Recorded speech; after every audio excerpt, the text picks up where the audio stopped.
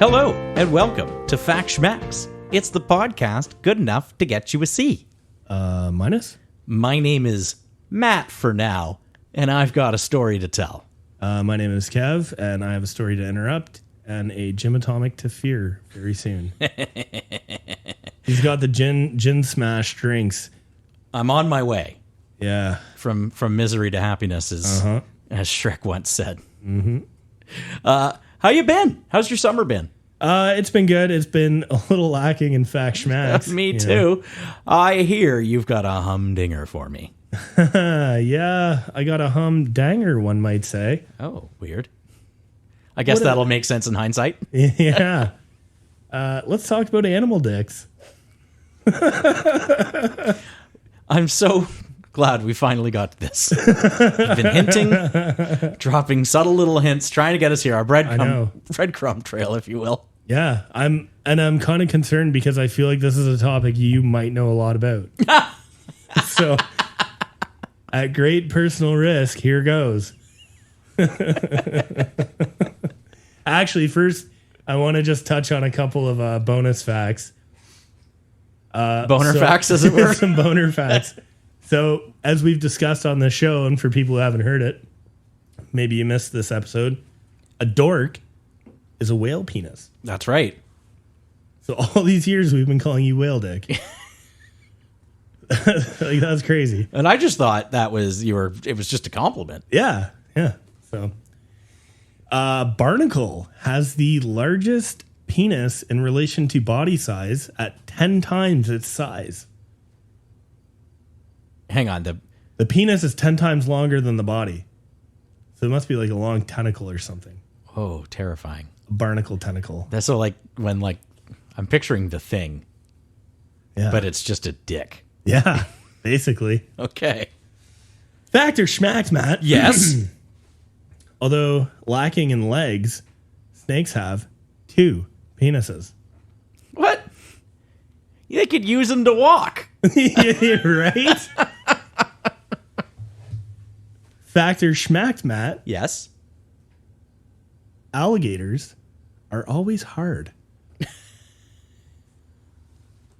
That would be a real bummer if you ever got killed by an alligator because you'd know it was hard too. Oh, yeah, absolutely. It was enjoying every minute of it. Aw. Fact or schmack, Matt? Although the smallest of the primates. Wait, this is a fourth one? No, the first 2, the barnacle was a bonus fact. Oh, that's real? That's real. Whoa. Yeah. Fact or schmack, Matt? Okay, so hang on. The second one was... Fact or schmack, Matt? Oh, Jesus Christ. Although the smaller of the primates, the chimpanzee, proportional to body size, has the largest penis. Okay. So the first one was the snakes have 2 dicks. Right. Go walking on them. The second one was the alligators are always hard. Right. And the third one was by body size, chimps have the biggest dicks. You know... Proportionate to body size. Wow. So I guess that means proportionate to body size then that chimpanzee ladies have the biggest vaginas. Maybe. I'm not sure how that works. You'd have to think. Yeah. I mean, if they didn't start with them, they'd end with them. Well, they got those big blue bums.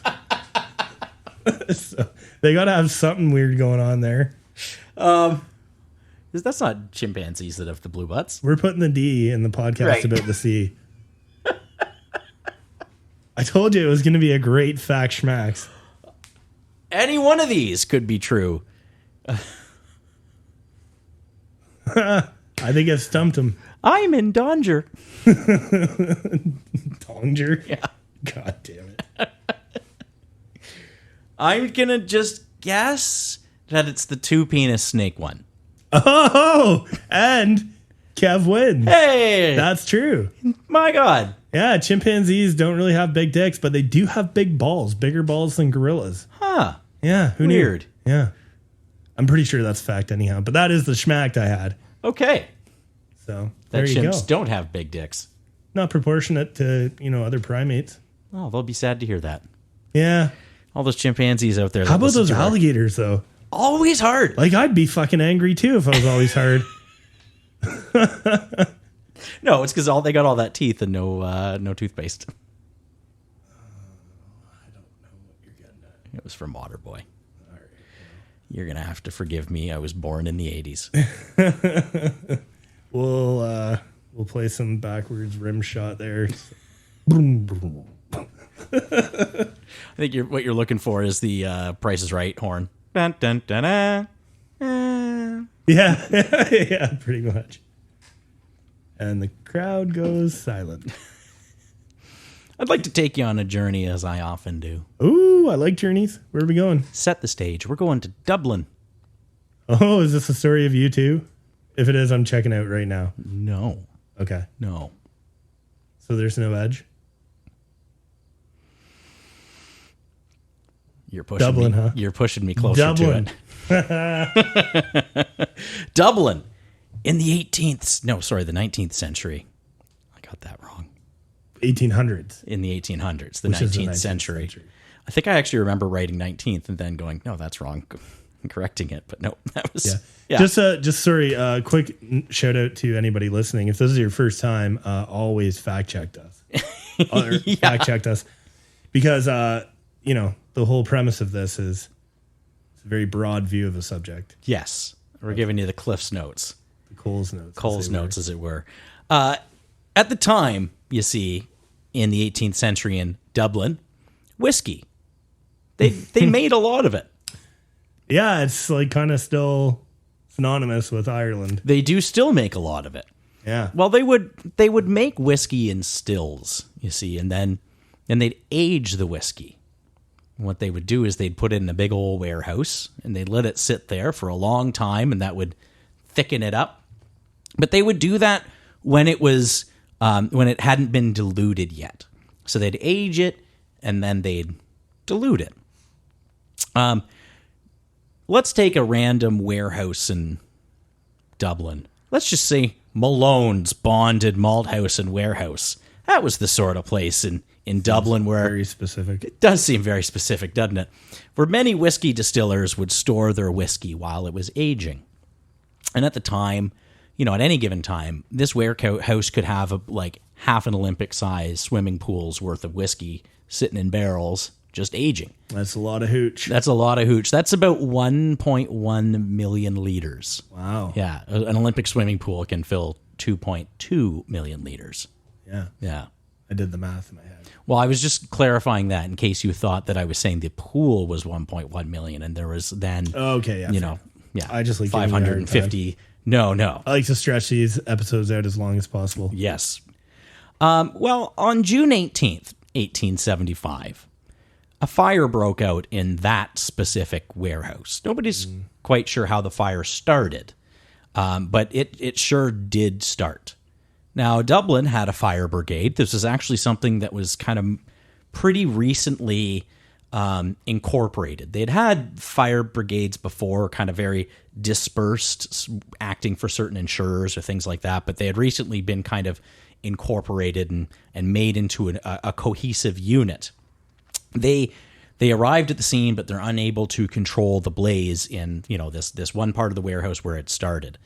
Eventually, the fire spread to the part of the warehouse where all of the whiskey was.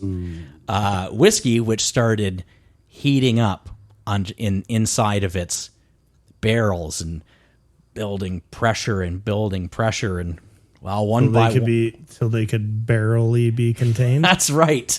Okay. Or maybe barley be contained because they make whiskey from barley. That's a whiskey joke. Yep. All right. Well, one by one, these barrels started exploding under the pressure, sending all of the whiskey that they had, everywhere, just exploding it everywhere. That's 1.1 million liters of whiskey that suddenly get dumped onto the floor of this warehouse. Doesn't just stay there, obviously. It just starts flowing out any open, door or hole or anything. Orifice. And starts heading downhill, just wherever down was. Well, down was a neighborhood from all of this undiluted whiskey, which now was on fire. So there's a river of fire going down a hill towards a pretty busy part of the city. That's shitty. That's really bad news. I can't even like make a joke about that. Yeah, it's pretty horrible, right? Yeah. And even worse, people weren't really aware that was going on. The fire department obviously was, but it wasn't causing enough of a commotion, so people were largely unprepared for this happening. Luckily for people, but unluckily for a group of pigs whose pig pen happened to be between this river of fire and where everybody else was, they got consumed by it, and the noise they made alerted everybody. Ooh. Pigs are loud. I would imagine. That's one thing that they are. So these... Is this the origin story of whiskey-based barbecue sauce? Throwing that out for the Milk Podcast boys. Too soon. I do not believe so. But so that alerted, the citizens in the area that, oh shit, something has gone horribly wrong here. They very quickly get their act together. They, try to release as much livestock as they can. They're trying to get people out of houses, alert everybody they can. Sure. There's also a contingent of people, on a night like this, probably not much going on. So there's a contingent of people who are just going to go down and lollygag too and kind of watch the happenings. Mm-hmm. There's not much going on back then. There's no TV, no internet, no Facebook. Right. You just kind of watch what's going on in the world. Yeah. Well, what was going on in the world currently was a 3-inch deep river of flames, just going down the streets. The fire department actually performed amazingly, given what they were dealing with. The first thing they tried to do was to block it, kind of dam it up with like gravel and sand. The problem with that is it just saturates through the sand and gravel. It's porous. Just keeps going. Right.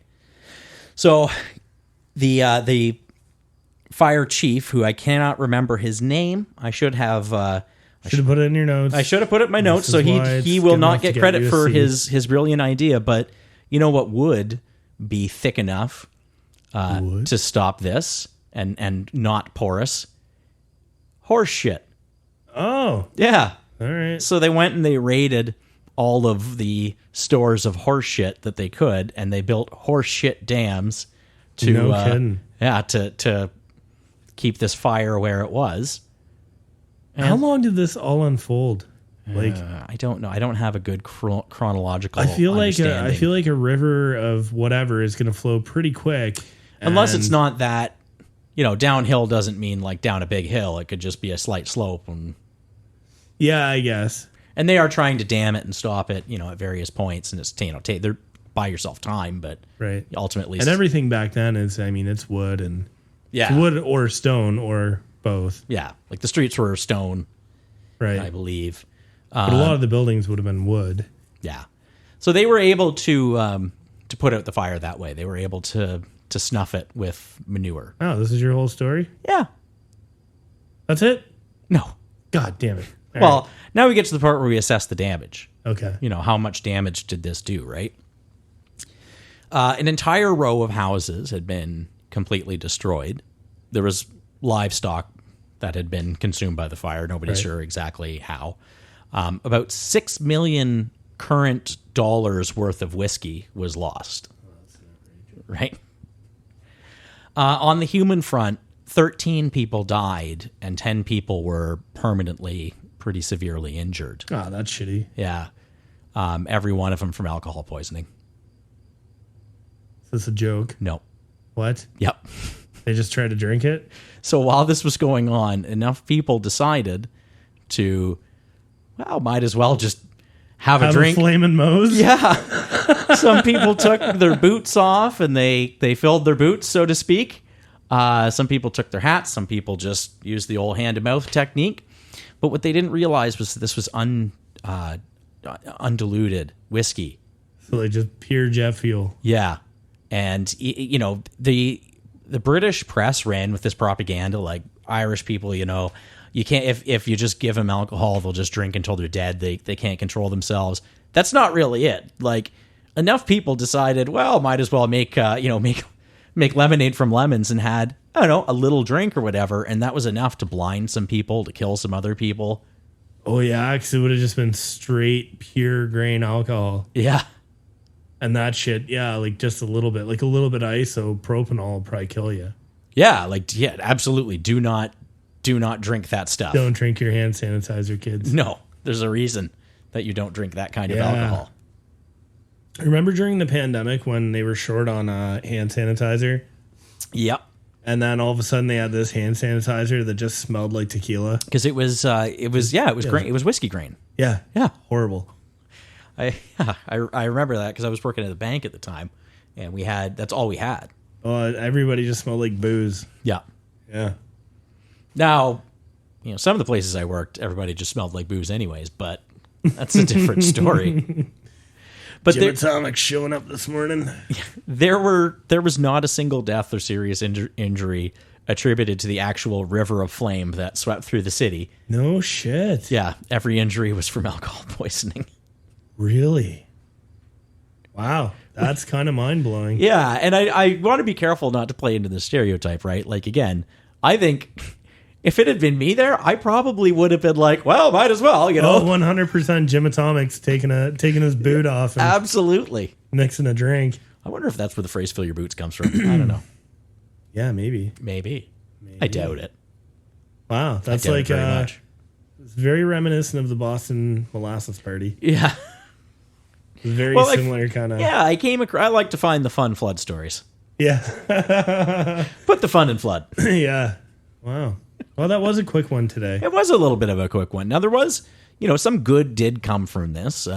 There was a, not because of the human toll or anything, but I'm sure losing $6 million worth of booze led people to go, we should probably, take storing this stuff a little bit more seriously.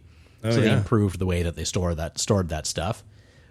Improved techniques there. But the other thing is, fire departments, fire brigades weren't really as popular an idea as you might think back in the day.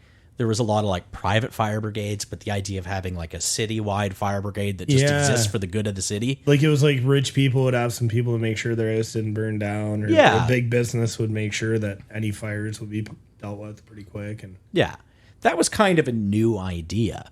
And, their good behavior, their good performance in this really helped get public opinion firmly on the side of, yeah, it's probably good that someone was around who knew how to stop the river of fire.